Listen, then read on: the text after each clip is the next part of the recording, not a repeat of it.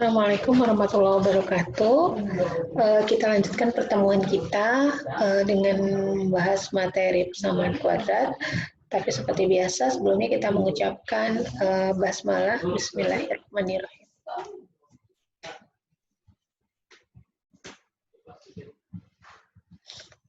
Oke. Persamaan kuadrat adalah salah satu persamaan matematika dari variabel yang memiliki pangkat tertinggi 2. Jadi dalam persamaan kuadrat itu, kalau kemarin persamaan linear itu pangkatnya tertingginya 1, kalau di persamaan kuadrat pangkat tertingginya itu 2. Bentuk umum dari persamaan kuadrat adalah ax kuadrat plus bx plus c. Jadi kalau kita lihat di sini ada perbedaan antara linear dengan kuadrat, di mana biasanya pada persamaan kuadrat depannya itu karena dia ada pangkat 2, kemudian juga ada variabel dan ada konstanta. Walaupun ini bentuk umum ya, bisa jadi dia hanya pangkat kuadrat dan konstanta, atau hanya pangkat kuadratnya saja, atau pangkat kuadrat dengan variabel dengan pangkat 1. Jadi, tapi secara umum bentuknya seperti ini gitu. Ada kuadrat, ada pangkat 1, dan ada konstantanya. Nah, nilai X ini ada variabel. Jadi yang khas banget itu harus ada variabel di dalam persamaan kuadrat, di mana variabel pada pangkat kuadrat dan pangkat satunya itu sama nilainya biasanya. Jadi itu adalah mencakup variabel yang sama. Nah, kemudian ada koefisien. Misalkan AX kuadrat, jadi ada nilai konstanta di depan dari variabelnya, atau kita sebut dengan koefisien. Dan di mana nilainya biasanya nilai A-nya itu nggak boleh 0. Kenapa? Kalau nilai A-nya 0, otomatis tidak ada nilai X kuadratnya, karena 0 dikalikan berapapun hasilnya adalah 0. Jadi syaratnya itu harus tidak boleh 0, A-nya, nilai A-nya. Biasanya dalam persamaan kuadrat itu kita mencari akar-akar persamaan kuadrat. Nah, untuk mencari akar persamaan kuadrat, nanti si akar persamaan kuadrat ini sebetulnya kita mencari variabel. Jadi nilai variabel, misalkan dinotasikan biasanya X gitu. Nah, untuk mencari nilai variabel ini, ada beberapa akar-akar persamaan kuadrat atau nilai variabel dari masing-masing persamaan kuadrat itu, ada beberapa metode yang bisa digunakan. Yang pertama adalah pemfaktoran atau faktorisasi, yang kedua adalah melengkapkan kuadrat sempurna atau disebut juga kuadrat sempurna aja, dan yang ketiga adalah menggunakan rumus ABC. Ada lagi nggak metode lainnya? Tentu saja ada misalkan dengan metode grafik, determinan, dan sebagainya. Jadi ada lumayan banyak juga. Hanya yang dipelajari pada pertemuan kali ini, kita hanya mempelajari 3 metode, yaitu pemfaktoran, melengkapkan kuadrat, dan menggunakan rumus ABC. Ini pernah dipelajari di sekolah tentunya, jadi ini hanya kayak review aja gitu. Kemudian kapan kita menggunakan persamaan kuadrat ini? Biasanya kita menggunakan persamaan kuadrat pada saat menghitung apa? Banyak banget biasanya. Termasuk kita menghitung produksi juga kita menggunakan persamaan kuadrat juga. Apa sih faktor-faktor produksi, kemudian kita menghitung jadi secara teknisnya kayak misalkan kalau dalam keseimbangan harga, keseimbangan kuantitas, permintaan, kita juga bisa menghitung dengan menggunakan persamaan kuadrat. Biasanya ada yang harus difaktorkan, bisa melengkapi kuadrat. Jadi memang bagian dari menyelesaikan matematika ekonomi, kita bisa menggunakan persamaan kuadrat ini. Oke. Yang pertama adalah pemfaktoran. Ini metode yang dalam mencari akar-akar dengan mencari nilai yang jika dikalikan maka akan menghasilkan nilai lain. Kalau kita kembali ke sistem bilangan yang mata kuliah pertemuan kedua, itu kita lihat bagaimana operasional itu kita bisa merubah bentuk baik dengan menggunakan berbagai metode untuk jadi si persamaannya tetap sama, tapi kita rubah bentuknya aja gitu. Misalkan 6Y plus 2X, kita rubah, misalkan 2-nya kita keluarkan menjadi 3Y plus 1. Itu hasilnya sama juga, cuman kita rubah bentuknya gitu. Nah, biasanya si pemfaktoran ini juga kita menggunakan hal yang sama gitu, merubah bentuk dari persamaannya gitu. Nah, ada 3 bentuk persamaan kuadrat dengan faktorisasi akar yang berbeda. Yang pertama adalah kalau bentuknya positif semua, x kuadrat plus 2xy plus y kuadrat sama dengan 0, maka faktorisasi akarnya adalah x plus y kuadrat. Jadi tandanya positif. Tapi kalau misalnya tandanya x kuadrat min 2xy plus y kuadrat sama dengan 0, maka dia menjadi faktorisasi akar-akarnya x min y kuadrat sama dengan 0. Sementara kalau bentuknya x kuadrat min y kuadrat, itu faktorisasinya menjadi x plus y sama x min y sama dengan 0. Ini untuk memudahkan, jadi kalau kita udah bertemu dengan bentuk persamaan yang kuadrat yang seperti ini, kita udah bisa mendapatkan faktorisasi akar-akarnya. Oh, ini contoh soalnya, misalkan ada 5x kuadrat plus 13x sama dengan 6 sama dengan 6 sama dengan 6. Nah, plus 6 ya ini. Iya, plus 6. Bukan sama dengan 6, ini plus 6, typo, maaf. Plus 6 sama dengan 0. Nah, kita rubah bentuk dari 13x itu menjadi 10x plus 3x. 10x plus 3x itu bentuk lain dari 13x. Nah, kenapa seperti itu? Ini akan mempermudah. Jadi nanti kita lihat caranya. Yang pertama di sini ada persamaannya kita rubah menjadi 5x kuadrat plus 10x plus 3x plus 6. Jadi kita pecah 13x itu menjadi bentuk 10x plus 3x.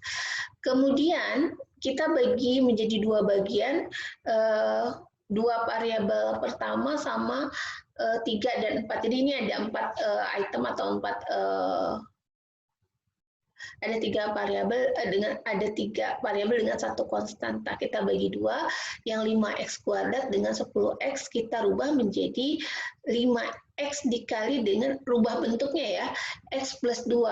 Ini hasilnya akan sama juga, sama dengan 5x kuadrat plus 10x. Jadi kalau kita kalikan nih, nah oke, saya pakai pen dulu ya. Kita kalikan dari sini ke sini, ini hasilnya akan sama dengan 5x kuadrat juga. Nah, kemudian kalau kita kalikan ini ke sini, ini akan sama dengan 10x. Nah, oke. Jadi kita dapat di sini adalah 5x dikali x plus 2. Begitupun di ruas yang sini. Bukan ruas ini, bagian keduanya kita jadi bagi 2 nih ya. 3x plus 6, kita keluarkan 3-nya, x plus 6, karena 6-nya dibagi 3, maka kita jadi sama dengan 2, jadi kita keluarkan 3-nya, 3 dikali x plus 2. Kalau kita kalikan hasilnya akan sama juga, 3 kali x sama dengan 3x, 3 kali 2 sama dengan 6. Nah, kita sekarang udah punya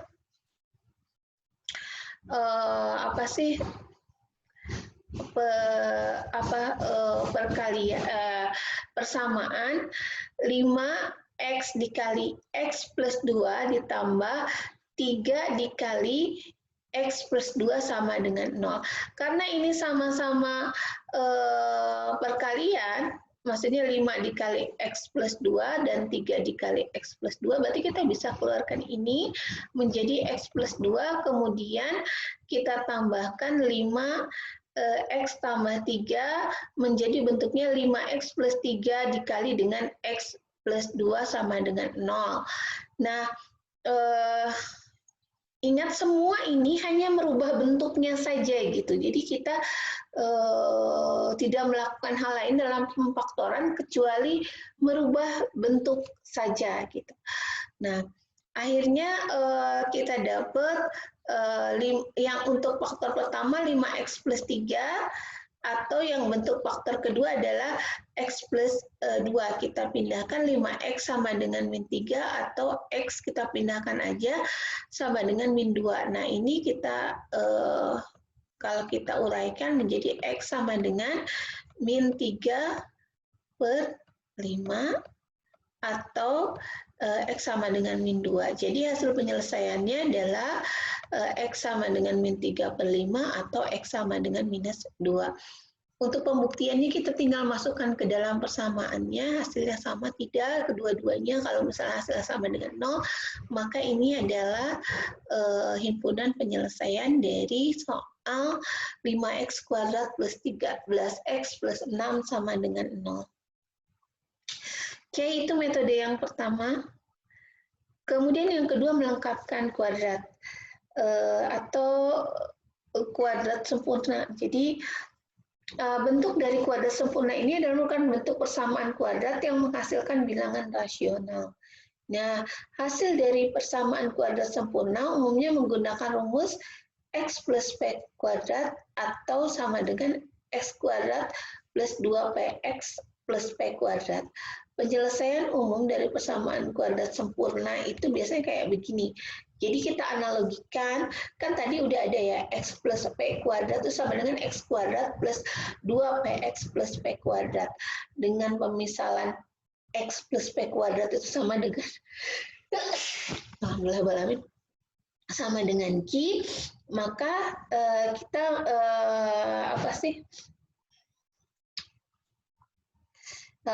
mengibaratkan x plus p kuadrat sama dengan q, sehingga x plus p kalau kita kuadratnya adalah sama x plus p sama dengan plus minus akar q. X sama dengan yang pertama minus p plus minus akar q. Gitu. Jadi nanti himpunan penyelesaian bersama x1-nya adalah minus p plus akar q dan minus p min akar q. Seperti itu. Oke, kita masuk ke contoh soalnya. Selesaikan persamaan kuadrat dengan melengkapkan kuadrat persamaan x kuadrat plus 6x plus 5 dengan menggunakan metode melengkapkan kuadrat atau persamaan kuadrat sempurna. Bagaimana cara menyelesaikannya? Yang pertama adalah kita pisahkan antara dari persamaan kuadrat ini yang memiliki variabel dengan konstanta. Jadi yang ada konstantanya kita pindahkan ke ruas kiri. Sehingga bentuknya menjadi x kuadrat plus 6x sama dengan minus 5. Kenapa minus? Karena dia pindah ruas tadi. Kemudian langkah selanjutnya ditambahkan satu angka di ruas kanan dan kiri sehingga membentuk kuadrat sempurna. Maksudnya kuadrat sempurna itu adalah kalau kita kuadrat yang dalam bentuk ini loh, yang ini nih. Jadi dia nanti bentuknya seperti ini, x plus p ini. Nah, kita perlu apa? Perlu ini. Ini bentuknya adalah p kuadrat gitu. Nah, p kuadrat ini karena dia di sini itu, Nah, di sini x kuadrat plus 6x. Di sini kita tambahkan 9. 9 itu bagian dari p kuadrat 3 kuadrat karena di sini ada 3 kali 2. Kita biasa patokannya adalah di sini sehingga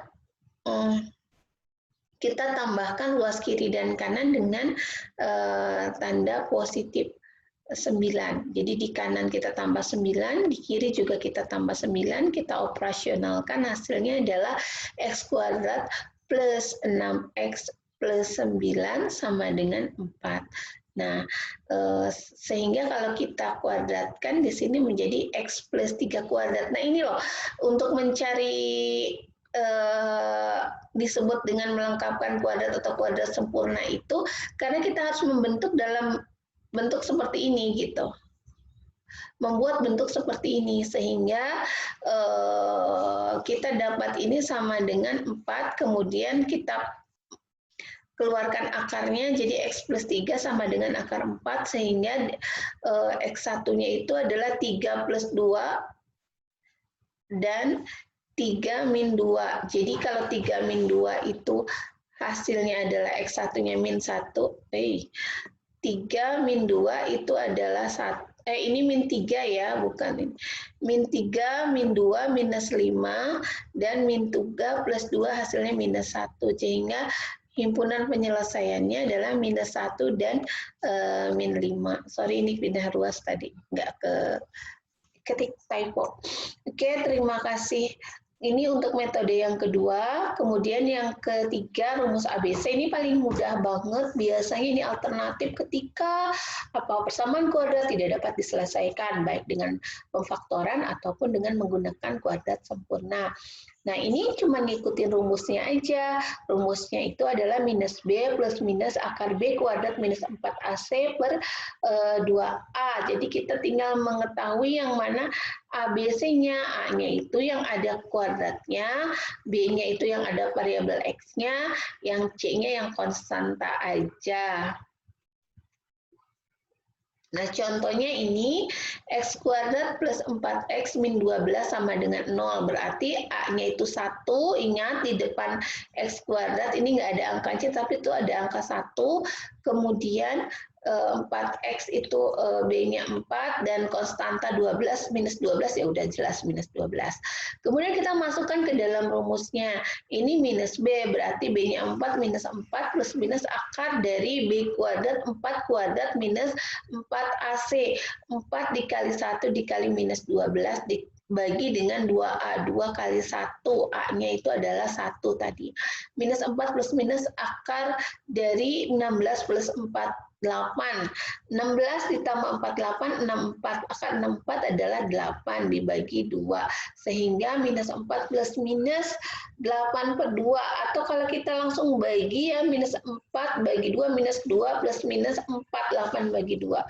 Sehingga X1-nya adalah 2, dan X2-nya adalah kalau kita rubah tandanya menjadi minus, minus 4 minus 8 per 2 sama dengan minus 6. Sehingga himpunan penyelesaiannya adalah 2 dan minus 6.